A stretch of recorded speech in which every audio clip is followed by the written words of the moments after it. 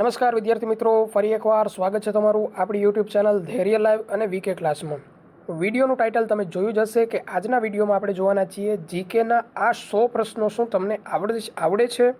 વાત કરીએ ઇમ્પોર્ટન્ટ 100 પ્રશ્નોની એ પહેલાં જો તમે આપણી ચેનલ ઉપર નવા હોવ તો ફટાફટ આપણી બંને ચેનલને સબસ્ક્રાઈબ કરી દો, જેથી કરીને આપણે તમામ વિડીયો જે લાવતા હોઈએ છીએ કંડક્ટર રિલેટેડ એ તમારા સુધી પહોંચી શકે. સ્ટાર્ટ કરીએ પ્રશ્ન નંબર 1થી, જેમાં જીએસઆરટીસીનું સંપૂર્ણ નામ શું છે.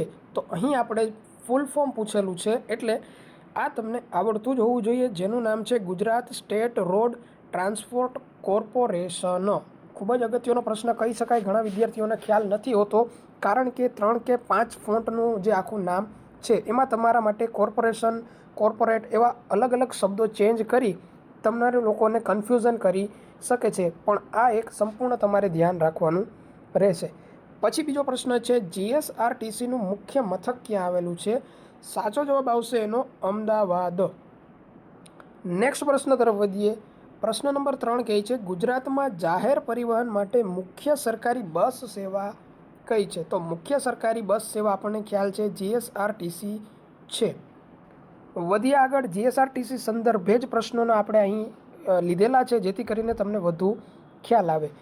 ચોથો પ્રશ્ન છે આપણો, જીએસઆરટીસીની સ્થાપના ક્યારે થઈ હતી. તો 1 મે 1960ના રોજ જીએસઆરટીસીની સ્થાપના થઈ હતી. પ્લસમાં બીજી અગત્યની વાત કરીએ તો 1 મે 1960ના રોજ આપણા ગુજરાત રાજ્યની પણ સ્થાપના થઈ હતી. તો આ પણ તમારે જીકે રિલેટેડ ધ્યાનમાં રાખવાનું રહેશે કે ગુજરાત રાજ્યની સ્થાપના કઈ તારીખ અને કયા વર્ષે થઈ હતી. નેક્સ્ટ પ્રશ્ન તરફ આગળ વધીએ. ગુજરાતમાં પ્રથમ બસ સેવા ક્યારે શરૂ થઈ હતી.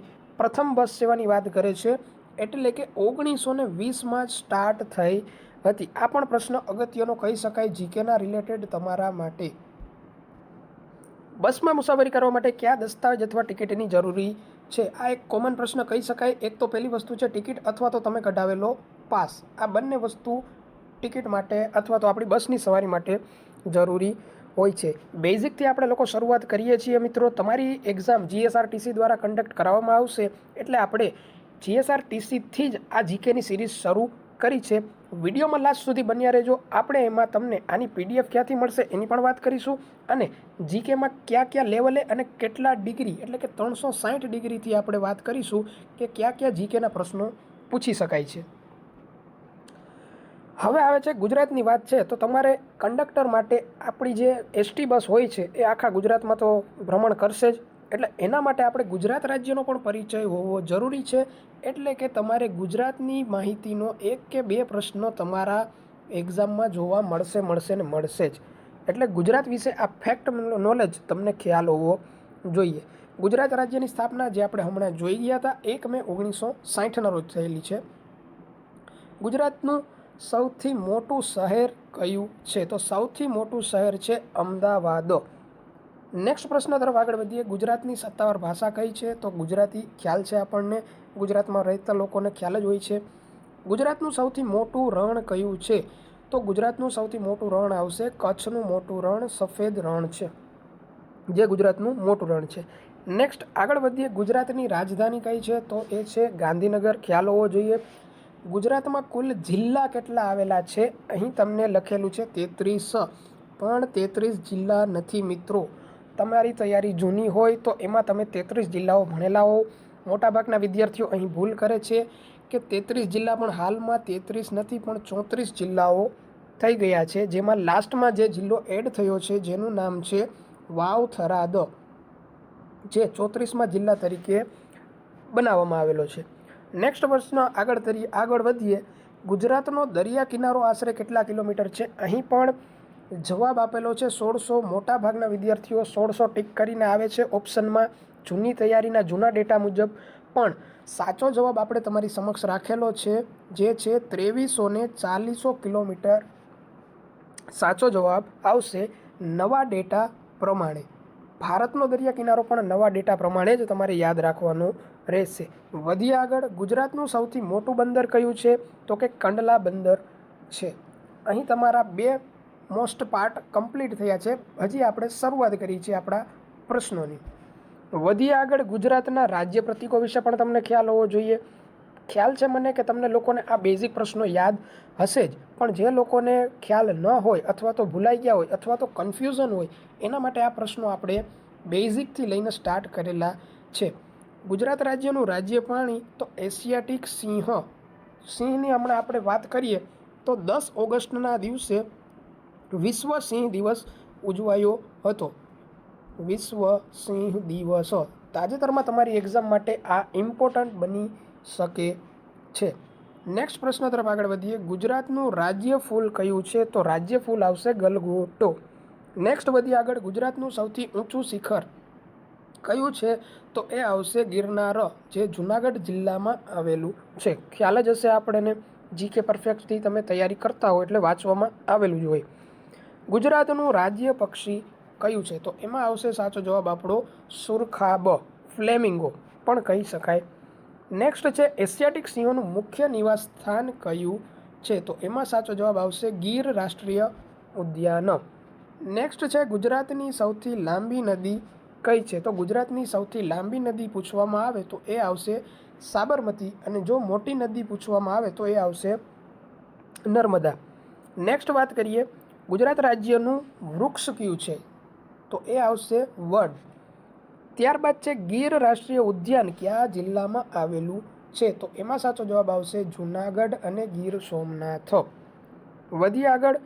સરદાર સરોવર બંધ કઈ નદી પર આવેલો છે? તો એમાં સાચો જવાબ આવશે નર્મદા નદી. ત્યાં તમને ખ્યાલ છે આપણે સરદાર વલ્લભભાઈ પટેલની પ્રતિમા આવેલી છે, એની પણ આપણે વાત કરીશું. વધીએ આગળ. હવે આપણે તમારા માટે લીધેલા છે સાંસ્કૃતિક વારસાના પ્રખ્યાત સ્થળો, જે ઇતિહાસને આધારિત પણ હોઈ શકે છે અને ગુજરાતના જે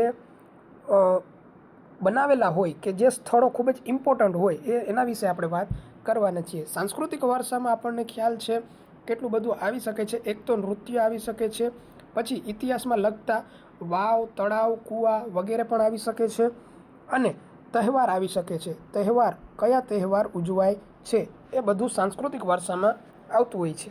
પ્રખ્યાત સ્થળો એ પણ આવતા હોય છે. વાત કરીએ પ્રશ્ન નંબરની, તો ગુજરાતનું પ્રસિદ્ધ લોકનૃત્ય કયા છે? તો એમાં સાચો જવાબ આવશે ગુજરાતીઓને માટે લોકનૃત્ય એટલે કે ગરબા, નવરાત્રિ. નવરાત્રિ ક્યારથી શરૂ થાય છે એનો જવાબ તમારે લોકોએ કમેન્ટમાં આપવાનો છે, કઈ તિથિએ નવરાત્રિ શરૂ થાય છે. નેક્સ્ટ વધીએ.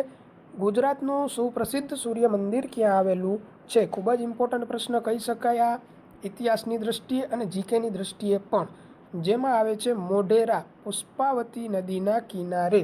મોઢેરાનું સૂર્ય મંદિર છે એ કઈ નદીના કિનારે આવેલું છે? તો એમાં તમારો બીજો પ્રશ્ન પણ બની શકે છે કે પુષ્પાવતી નદીના કિનારે આવેલું છે. નેક્સ્ટ આગળ વધીએ. ધોળાવીરા કઈ પ્રાચીન સંસ્કૃતિ સાથે જોડાયેલું છે? તો ધોળાવીરા છે એ સિંધુ ખીણની સંસ્કૃતિ સાથે જોડાયેલું નગર છે. વધીએ નેક્સ્ટ પ્રશ્ન તરફ. સ્ટેચ્યુ ઓફ યુનિટી ક્યાં આવેલું છે અને તેની ઊંચાઈ કેટલી છે? ખૂબ જ અગત્યનો પ્રશ્ન છે. સ્ટેચ્યુ ઓફ યુનિટી જે છે એ એકતાનગર નર્મદામાં આવેલું છે અને 182 મીટર તેની ઊંચાઈ છે. ખાસ યાદ રાખવાનું છે. રાણીની વાવ ક્યાં આવેલી છે? ઇતિહાસની દ્રષ્ટિએ સોલંકી કાળનો મુખ્ય પ્રશ્ન છે, એમાં પૂછાયેલો છે, જેમાં સાચો જવાબ આવશે પાટણ. રાણીની વાવ આવેલી છે, જે આપણી એક વર્લ્ડ હેરિટેજ સાઇટ પણ છે. અને આ રાણીની વાવ કોણે બનાવેલી છે? તો ભીમદેવ, પહેલાં જે ભીમદેવ સોલંકી હતા, ભીમદેવ સોલંકીના પત્ની પ્રથમ પત્ની જે હતા એના આધારે, એટલે કે એમના જે પત્ની હતા ઉદયમતી, રાણી ઉદયમતી, એના દ્વારા જે આ રાણીની વાવ છે એ બનાવવામાં આવેલી હતી. રાણી ઉદયમતી દ્વારા.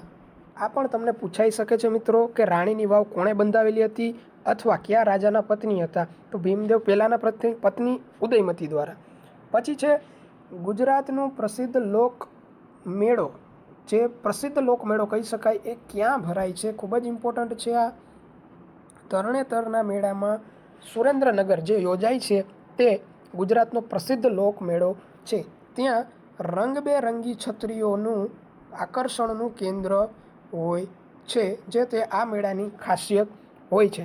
કમેન્ટ કરવાની છે તમારે કે જે સુરેન્દ્રનગરનો જે આ તરણેતરનો મેળો છે એ કઈ તારીખ એટલે કે કઈ તિથિએ યોજાય છે. નેક્સ્ટ આગળ વધીએ આપણે. એ પહેલાં જો તમે આપણી યુટ્યુબ ચેનલ ધૈર્ય લાઈવ અને વીકે ક્લાસમાં જોડાયેલા ન હોય તો આપણે એનું ડેશબોર્ડ તમારી સામે લાવેલા છીએ. ખૂબ જ ટૂંકા સમયગાળામાં આપણે 1500 જેટલા ફોલોવર્સ આવી ચૂક્યા છે, જેનો વિશ્વાસ અમારા ઉપર છે.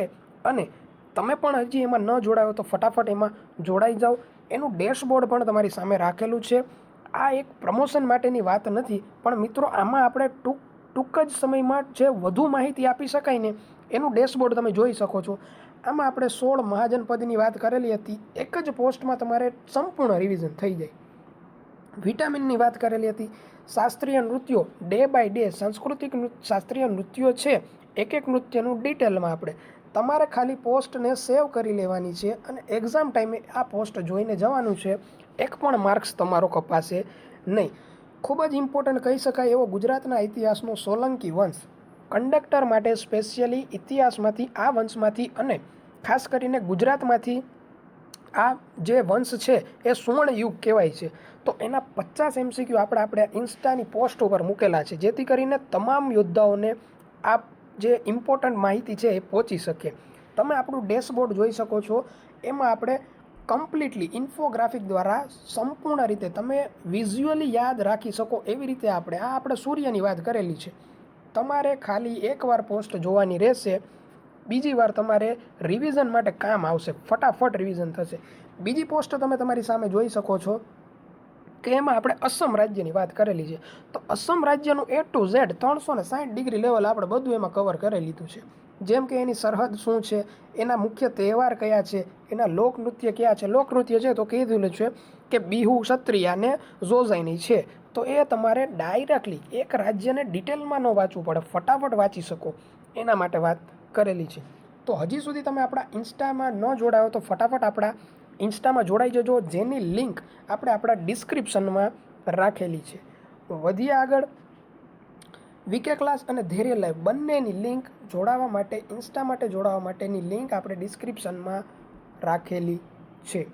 વધીએ આગળ નેક્સ્ટ પ્રશ્નો તરફ. વિભાગ 3 આપણે અહીં ભારતને કવર કરેલું છે કે તમને ભારત વિશે પણ ખ્યાલ હોવી જોઈએ. મિત્રો આપણે ક્રમિક ચાલીએ છીએ. GSRTCના પ્રશ્નો લીધા, ત્યારબાદ ગુજરાતના પ્રશ્ન લીધા. હવે આપણે જોવાના છીએ ભારતના પ્રશ્નો, જે મોસ્ટ ઇમ્પોર્ટન્ટ પ્રશ્નો કહી શકાય છે. પહેલો પ્રશ્ન છે ભારતની રાજધાની કઈ છે? મોસ્ટ ઓફલી બધાને ખ્યાલ છે નવી દિલ્હી આવશે. નેક્સ્ટ વાત કરીએ ભારતનું રાષ્ટ્રીય ફૂલ કયું છે? કમળ, એ પણ ખ્યાલ જ હોય છે. નેક્સ્ટ વાત કરીએ ભારતનું રાષ્ટ્રગાન કોણે લખ્યું છે? મિત્રો અહીં તમારા ચાન્સીસ ડાઉટ થવાના રહેશે, જેમાં આવશે રવિન્દ્રનાથ ટાગોર. જે રાષ્ટ્રગાન અને રાષ્ટ્રગીત બંને વચ્ચે ફેર હોય છે, જે તમને લોકોને કન્ફ્યુઝન પોઈન્ટ થઈ શકે છે. રાષ્ટ્રગાનને આપણે યાદ રાખીશું ગાજર, એટલે કે ગા એટલે રાષ્ટ્રગાન જે છે એ જ એટલે જનગણ મન અને ર એટલે રવિન્દ્રનાથ ટાગોર. રાષ્ટ્રગાન માટે તમારે ગાજર શબ્દ યાદ રાખવાનો છે, જેથી કરીને તમારે કન્ફ્યુઝન થાય નહીં. અને જો તમને રાષ્ટ્રગીત પૂછે તો આવશે વંદે માતરમ. નેક્સ્ટ પ્રશ્ન તરફ આગળ વધીએ. ભારતનું રાષ્ટ્રીય પ્રાણી કયું છે? વાઘ. નેક્સ્ટ આગળ વધીએ. ભારતનું રાષ્ટ્રીય વૃક્ષ કયું છે? રાષ્ટ્રીય વૃક્ષ આવશે વડ. નેક્સ્ટ પ્રશ્ન. ભારતનું રાષ્ટ્રીય ચિહ્ન ક્યાંથી લેવામાં આવેલું છે? તો સારનાથનો સિંહ સ્તંભ છે, એમાંથી આપણે રાષ્ટ્ર ચિહ્ન લેવામાં આવેલું છે, જેમાં 4 સિંહોની મુખાકૃતિ દોરેલી છે. 3 આગળ છે અને 1 પાછળ છે. નેક્સ્ટ પ્રશ્ન તરફ વધીએ. ભારતનું રાષ્ટ્રીય પક્ષી મોર, ખ્યાલ જ હોય છે. અહીં મિત્રો તમે કહેશો ઇઝી પ્રશ્નો છે, પણ આ ઇઝી પ્રશ્નોમાં કન્ફ્યુઝન ન થાય અને બધા જે તૈયારીનું નવી શરૂઆત કરે એને ધ્યાનમાં લઈને આપણા વિડીયો બનાવતા હોઈએ છીએ. પછી આવે છે ભારતનું રાષ્ટ્રગીત. તો રાષ્ટ્રગીત આપણને ખ્યાલ છે વંદે માતરમ છે, જેમાં આપણે યાદ રાખવાની જરૂર રહેશે નહીં, કારણ કે તમે એકવાર ગાજર યાદ રાખી લેશો એટલે કે રાષ્ટ્રગાન, જ એટલે જનગણ મન અને ર એટલે રવિન્દ્રનાથ ટાગોર. રાષ્ટ્રીય સૂત્ર સત્યમેવ જયતે ક્યાંથી લેવામાં આવેલું છે? તો એનો જવાબ આવશે મુંડક ઉપનિષદમાંથી. આપણને ખ્યાલ છે વેદ, ઉપનિષદ, પછી જે કાંઈ વસ્તુઓ ઇતિહાસમાં આવે છે એમાંથી આપણું જે સૂત્ર છે સત્યમેવ જયતે એ મુંડક ઉપનિષદમાંથી લેવામાં આવેલું છે. અને અહિંસા પરમો ધર્મ છે, અહિંસા પરમો ધર્મ જે કેમાંથી લેવામાં આવેલું છે તો એ લેવામાં આવેલું છે કઠો ઉપનિષદમાંથી લેવામાં આવેલું છે. આ પણ ઇમ્પોર્ટન્ટ પ્રશ્ન છે તમારા માટે, તમે એ યાદ રાખજો. વાત કરીએ નેક્સ્ટ ભારતીય બંધારણ. મિત્રો ખૂબ જ ઇમ્પોર્ટન્ટ, એટલે મોસ્ટ ઇમ્પોર્ટન્ટ કહી શકાય. બંધારણમાંથી તમારા પેપરમાં પ્રશ્ન જોવા મળશે ને મળશે જ. કારણ કે બંધારણ એક એવો ભાગ છે જે તમામ પરીક્ષાઓમાં આવતો હોય છે, જેની બેઝિક માહિતી તમને લોકોને ખ્યાલ જ હોવી જોઈએ. વાત કરીએ પહેલા પ્રશ્નની, જેમાં ભારતીય બંધારણ ક્યારે અમલમાં આવ્યું, અમલની વાત કરે છે મિત્રો, જેમાં 26 જાન્યુઆરી 1950 અમલમાં આવ્યું હતું. તારીખ પ્લસ યર બંને યાદ રાખવું પડશે.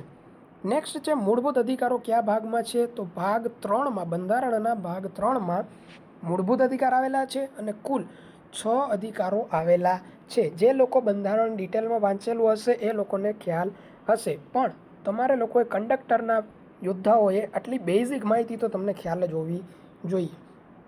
પછીનો પ્રશ્ન છે લોકસભા અને રાજ્યસભાના સભ્યોનો કાર્યકાળ કેટલો હોય છે, તો લોકસભાના સભ્યોનો કાર્યકાળ હોય છે 5 વર્ષ અને રાજ્યસભાના કાર્યકાળ હોય છે 6 વર્ષ. ખૂબ જ ઇમ્પોર્ટન્ટ છે મિત્રો.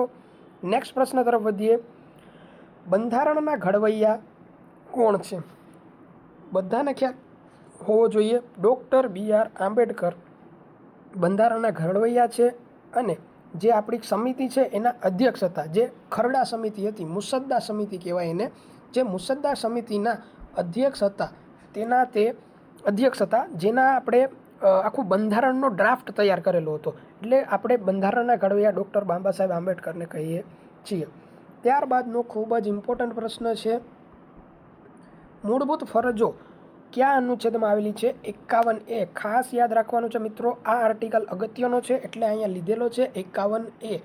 અને બીજો એક અગત્યનો આર્ટિકલ કહી શકાય આપણે કે બાબા સાહેબે બંધારણનો આત્મા કીધેલો છે એવો આર્ટિકલ છે અનુચ્છેદ 32. આ પણ યાદ રાખવાનું છે. ભારતના રાષ્ટ્રપતિનો કાર્યકાળ કેટલા વર્ષનો હોય છે? તો એમાં સાચો જવાબ આવશે 5 વર્ષ. નેક્સ્ટ પ્રશ્ન તરફ આગળ વધીએ. ભારતીય બંધારણમાં વડાપ્રધાન અને મુખ્યમંત્રીની નિમણૂક બાબતે પ્રશ્ન પૂછાઈ શકે છે. તો વડાપ્રધાન અને મુખ્યમંત્રીની નિમણૂક કોણ કરે છે?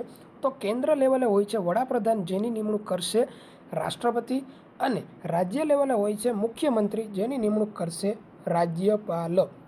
વધીએ નેક્સ્ટ તરફ. ભારતમાં મતદાન કરવાની લઘુત્તમ ઉંમર કેટલી છે? તો આવશે 18 વર્ષ. નેક્સ્ટ આગળ વધીએ. ગુજરાતની વિધાનસભા ક્યાં આવેલી છે? ખ્યાલ હોવો જોઈએ બધાને. સાચો જવાબ આવશે ગાંધીનગર. નેક્સ્ટ છે સર્વોચ્ચ અદાલત ક્યાં આવેલી છે અને તેના વડા કોણ છે? એટલે કે સર્વોચ્ચ અદાલતનું સ્થાન છે જે આવેલું છે નવી દિલ્હી ખાતે. મુખ્ય ન્યાયાધીશ એના વડા હોય છે. નેક્સ્ટ આગળ વધીએ આપણે. ભારતના ચૂંટણી પંચની સ્થાપના ક્યારે થઈ હતી? ઇમ્પોર્ટન્ટ પ્રશ્ન છે ચૂંટણી પંચ બાબતે. 25 જાન્યુઆરી 1950ના રોજ જે ચૂંટણી પંચની સ્થાપના થઈ હતી. વધીએ આગળ. બંધારણની પ્રસ્તાવના ભારતને કેવું રાજ્ય કહેલું છે?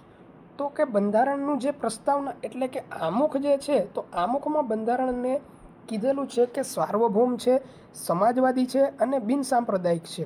એવું રાજ્ય એટલે કે ભારત. એટલે કે આપણે કહી શકીએ સાર્વભૌમ એટલે કે બધા માટે એક સરખું, સમાજવાદી એટલે કોઈ પણ જાતિ જ્ઞાતિના ભેદભાવ વગરનું, ધર્મનિરપેક્ષ એટલે કે ભારત દેશના કોઈ એક ધર્મ નથી, બધા ધર્મ માટે એ સમભાવના રાખે છે. વધીએ નેક્સ્ટ પ્રશ્ન તરફ. મહાન દેશના નેતાઓ અને વિભૂતિઓ. અહીં તમારા માટે સૌ પ્રથમ આવેલા છે ગાંધીજી. બાપુ વગર પ્રશ્ન પેપર ન આવે એવું બને નહીં. બાપુનો પ્રશ્ન એકમાત્ર જોવા મળશે ને મળશે જ. તો મહાત્મા ગાંધીનો જન્મ ક્યારે અને ક્યાં થયો હતો? ઇમ્પોર્ટન્ટ પ્રશ્ન કહી શકાય છે. 2 ઓક્ટોબર 1869 અને પોરબંદરમાં થયેલો છે. આગળના પ્રશ્ન તરફ જઈએ. ભારતના પ્રથમ રાષ્ટ્રપતિ અને વડાપ્રધાન કોણ હતા? જીકે માટેનું તમે કોઈ પણ બુક લઈ લ્યો, પહેલો પ્રશ્ન આ તમને જોવા મળશે. જેનો સાચો જવાબ છે પ્રથમ રાષ્ટ્રપતિ ડૉક્ટર રાજેન્દ્ર પ્રસાદ અને બીજા જે પ્રથમ વડાપ્રધાન હતા એ છે જવાહરલાલ નહેરુ. વધીએ આગળ. પ્રથમ માનવ અવકાશયાત્રી અને પ્રથમ ઉપગ્રહ કયો હતો ભારતનો? તો એમાં આવશે અવકાશયાત્રી જે હતા રાકેશ શર્મા અને ઉપગ્રહ હતો આર્યભટ્ટ. મિત્રો, તમે હજી સુધી ચેનલને લાઇક, શેર અને સબસ્ક્રાઈબ ન કરી હોય તો ફટાફટ કરી આપો. જો આ પ્રશ્ન તમને કિંમતી અથવા તો કામના લાગતા હોય એના માટે તમારી એક લાઇક અમારા માટે સપોર્ટિવ રહેશે. વધીએ આગળના પ્રશ્નો માટે. સરદાર પટેલનો જન્મ ક્યાં થયો હતો અને કયા નામે ઓળખાય છે? તો આવે છે નડિયાદ ખાતે થયો હતો અને ભારતના પ્રથમ લોખંડી પુરુષ કહી શકાય. ભારતના લોખંડી પુરુષ. અને એક એક્ઝામમાં એ પણ પ્રશ્ન પૂછાઈ ગયો હતો કે ભારતના પ્રથમ ગૃહમંત્રી કોણ હતા? તો એમનો સાચો જવાબ આવશે સરદાર પટેલ. પછી છે ભારતના પ્રથમ ઉપરાષ્ટ્રપતિ કોણ હતા? તો એનો જવાબ આવશે ડૉક્ટર સર્વપલ્લી રાધાકૃષ્ણ, જેનો જન્મ તારીખ પણ આપણને ખ્યાલ હોવી જોઈએ 5 સપ્ટેમ્બર, જેને આપણે કહીએ છીએ શિક્ષક દિવસ. શિક્ષક દિવસ ડૉક્ટર સર્વપલ્લી રાધાકૃષ્ણની યાદમાં વપરાય છે. જીકેના પર્સપેક્ટિવથી મિત્રો તમામ એક અગત્યના દિવસો જે કાંઈ વધારાની માહિતીઓ છે એ પણ મેં તમારી સાથે એડ કરેલી છે. તમારે એને પણ ધ્યાનમાં રાખવાની છે. આપણે આમાં 100થી વધુ પ્રશ્નો લેવાનો પ્રયાસ કર્યો છે, જેમાં આ વધારાની માહિતી સાથે તમારે ખૂબ જ માહિતીના જે પ્રશ્ન છે એ વધારે થઈ શકશે. પછી છે આપણો નેક્સ્ટ પ્રશ્ન, રાષ્ટ્રીય ધ્વજની રચના કોણે કરી છે? તો પિંગલી વેંકૈયા નાયડુએ, જે 24 આરાવાળું અશોક ચક્ર છે જે તેમને બનાવવામાં આવેલું હતું. વધીશું નેક્સ્ટ. એ પહેલાં જો તમે આપણી ચેનલમાં LRD DV માટેના કોઈ ડોક્યુમેન્ટમાં પ્રશ્નમાં મૂંઝાયેલા હો, તમારા મિત્રો જે કોઈ LRD કોન્સ્ટેબલમાં પરીક્ષા આપી હોય અને એમને LRD માટે કાંઈ પણ પ્રશ્ન હોય અથવા તો LRD DV કેટલું રહેશે, ક્યારે આવશે, CCE માટે જો તમે CCEની તૈયારી કરો છો તો CCEની સંપૂર્ણ વિજ્ઞાન સિરીઝ આપણે મૂકેલી છે. ત્યારબાદ કંડક્ટરના યોદ્ધાઓ કે જેઓએ કમ્પ્યુટર વિષયથી ડરે છે એના માટે પણ આપણે 50 PYQ ઇમ્પોર્ટન્ટ PYQ આપણી ચેનલમાં મૂકેલા છે. વીકે ક્લાસમાં તમારે સંપૂર્ણ પ્લેલિસ્ટમાં આ આપણે વિડીયો મૂકેલા છે, જેની તમામની લિંક આપણે ડિસ્ક્રિપ્શનમાં નાખેલી છે. તમારે ડિસ્ક્રિપ્શનમાં જઈ આપણી ચેનલના સીધા વિડીયો જોઈ શકશો. વધીએ આગળ. બેન્કિંગ, અર્થક્ષેત્ર અને મહત્ત્વપૂર્ણ દિવસો. મિત્રો, આમાંથી પણ પ્રશ્નો આવવાની સંભાવના પૂરેપૂરી છે. પહેલો પ્રશ્ન જોઈએ કે RBIની સ્થાપના ક્યારે થઈ અને મુખ્ય મથક કયું છે? તો આપણને ખ્યાલ છે RBIનું પૂરું નામ છે રિઝર્વ બેંક ઓફ ઇન્ડિયા અને એનું મુખ્ય મથક આવેલું છે મુંબઈ ખાતે અને એની જે સ્થાપના છે એ 1 એપ્રિલ 1935ના રોજ થઈ છે. ખૂબ જ ઇમ્પોર્ટન્ટ પ્રશ્નો કહી શકાય છે મિત્રો. નેક્સ્ટ પ્રશ્ન તરફ આગળ વધીએ. રાષ્ટ્રીય રમત દિવસ કોની યાદમાં અને ક્યારે ઉજવાય છે? તો રાષ્ટ્રીય રમત દિવસ જે છે એ આપણને ઉજવાય છે 29 ઓગસ્ટના દિવસે અને મેજર ધ્યાનચંદ જે હોકીના ખેલાડી હતા એની યાદમાં આપણે જે આ રમત દિવસ ઉજવીએ છીએ, જેમને હોકીના જાદુગર કહેવામાં આવે છે. વધીએ આગળ. આંતરરાષ્ટ્રીય યોગ દિવસ. તો આંતરરાષ્ટ્રીય યોગ દિવસ એટલે કે 21 જૂન ખૂબ જ ઇમ્પોર્ટન્ટ તારીખ છે મિત્રો. અહીં આપણે અગત્યના દિવસો પણ એડ કરેલા છે, જે તમારે આટલા દિવસો તો તમારે યાદ હોવા જ જોઈએ. જો તમને વધુ દિવસો યાદ ન આવતા હોય તો કાંઈ વાંધો નહીં, પણ અહીં મેં જે વિડીયોમાં કીધેલા છે એટલા દિવસો તો કડકડાટ તમારે યાદ રાખી લેવાના છે. પછીનો પ્રશ્ન છે GSTનું પૂરું નામ શું છે? GST એટલે ખાસ કરીને યાદ રાખવાનું છે ગુડ એન્ડ સર્વિસ ટેક્સ, અને એની તારીખ પણ પૂછાઈ છે 1 જુલાઈ 2017ના રોજ તે અમલમાં આવેલું હતું. નેક્સ્ટ પ્રશ્ન તરફ આગળ વધીએ. રાષ્ટ્રીય યુવા દિવસ ક્યારે ઉજવાય છે? ખૂબ જ અગત્યનો દિવસ છે મિત્રો રાષ્ટ્રીય યુવા દિવસ, એટલે કે સ્વામી વિવેકાનંદનો જન્મદિન અને 12 જાન્યુઆરીના રોજ એ ઉજવવામાં આવે છે. ત્યારબાદ છે રાષ્ટ્રીય મતદાતા દિવસ ક્યારે ઉજવાય છે? તો રાષ્ટ્રીય મતદાતા દિવસ 25 જાન્યુઆરીના રોજ ઉજવવામાં આવે છે. નેક્સ્ટ છે ભારતની સૌથી મોટી જાહેર ક્ષેત્રની બેંક. જાહેર ક્ષેત્રની જે બેંક છે એ કઈ છે? તો આપણને ખ્યાલ છે સ્ટેટ બેંક ઓફ ઇન્ડિયા. અને આ સ્ટેટ બેંક ઓફ ઇન્ડિયાનો જે સિમ્બોલ છે કંઈક આ રીતે છે, જેમાં તમને ખ્યાલ છે કે આ લોગો જે લેવામાં આવેલો છે એ અમદાવાદના કાંકરિયા તળાવ પરથી આ લોગોની સ્થાપના કરવામાં આવેલી છે. જો તમને ખ્યાલ ન હોય તો કાંકરિયા તળાવ પણ આ રીતનું જ બનેલું છે, જેનો લોગો કાંકરિયા તળાવ પરથી SBIએ લીધેલો છે. નેક્સ્ટ આગળ વાત કરીએ, વિશ્વ પર્યાવરણ દિવસ ક્યારે ઉજવાય છે? તો વિશ્વ પર્યાવરણ દિવસ ઇમ્પોર્ટન્ટ છે મિત્રો, 5 જૂન વિશ્વ પર્યાવરણ દિવસ તરીકે ઉજવવામાં આવે છે. નેક્સ્ટ પ્રશ્ન છે, ભારતનું રાષ્ટ્રીય જળચર પ્રાણી કયું છે? ઇઝી પ્રશ્ન કહેવાય, ગંગા નદીની ડોલ્ફિન. વધીશું આગળ. જો મિત્રો અહીં આપણે તમારા સંપૂર્ણ 100થી પણ વધારે પ્રશ્નોને એડ કરેલા છે જીકે પર્સપેક્ટિવથી અને તમારી કંડક્ટર એક્ઝામમાં પૂછાઈ શકે એવા જ. જો તમને આ પ્રશ્નો આવડતા જ હોય તો કમેન્ટ કરો કે તમારે આ પ્રશ્નોમાંથી કેટલા પ્રશ્નો સાચા પડ્યા હતા. આ વિડીયો માટે મિત્રો આનો એક નેક્સ્ટ પાર્ટ હજી આવશે, જેના માટે આપણે ચેનલને સબસ્ક્રાઈબ કરી રાખો, બંને ચેનલને, કારણ કે આપણે એમાં અપડેટ લાવતા હોઈએ છીએ. અને જો તમારે આ વિડીયોની લેક્ચરની PDF જોતી હોય તો આપણી ટેલિગ્રામ લિંક જે ચેનલ છે એમાં તમારે જોડાઈ જવાનું છે. ટેલિગ્રામ ચેનલની પણ લિંક આપણે ડિસ્ક્રિપ્શનમાં આપેલી છે.